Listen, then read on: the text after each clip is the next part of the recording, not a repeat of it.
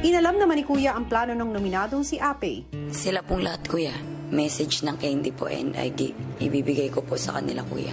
Sweet yung Candy, Kuya, and gusto ko din po kahit huling araw ko na po, Kuya, maging sweet ako din po. Gusto ko po na hindi nila ako makalimutan kahit papaano kung ano man pong mangyayari pagdating din sa labas, Kuya. I'm so glad to meet you because this is the first time I meet someone that not Filipino, but you treat me like a ate, like a sister. If I out in this house, always remember me and I always remember you. We are good friends, huh?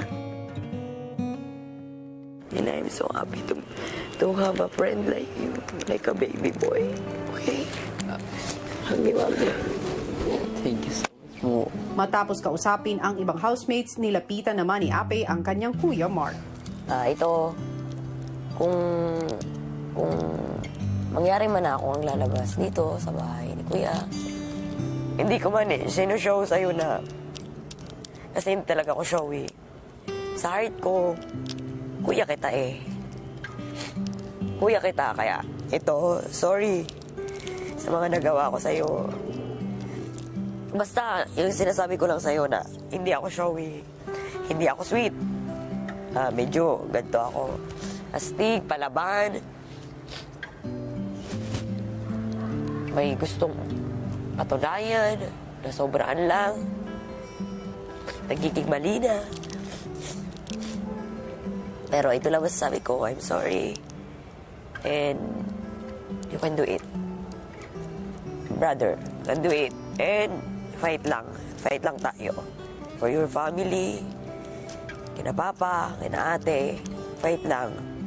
Nagsorry ako po dun kasi alam ko pong nagkaroon ako ng kasalanan sa kanya. Naparamdam ko yung mga bagay na masakit sa kanya. Ayokong umalis din ako sa bahay niyo, Kuya, na hindi ako nakakahingi ng tawad, Kuya. And I'm sorry and you can do this. You can do it. And then fight lang. 3 para sa kuya ko. Means I love you din. 2 lang sa iba, wag naman silang choosy. Sayang masaya po ako at nag-sorry. Yun lang po yung hinihintay ko, Kuya eh. Nabuhayan po yung loob ko. Mafe-feel ko yung magkapatid talaga kami dito sa isang bubong. Excited ako na ma-meet kayong lahat. Makilala pa kita. Makilala sila papa, si ate, si kuya.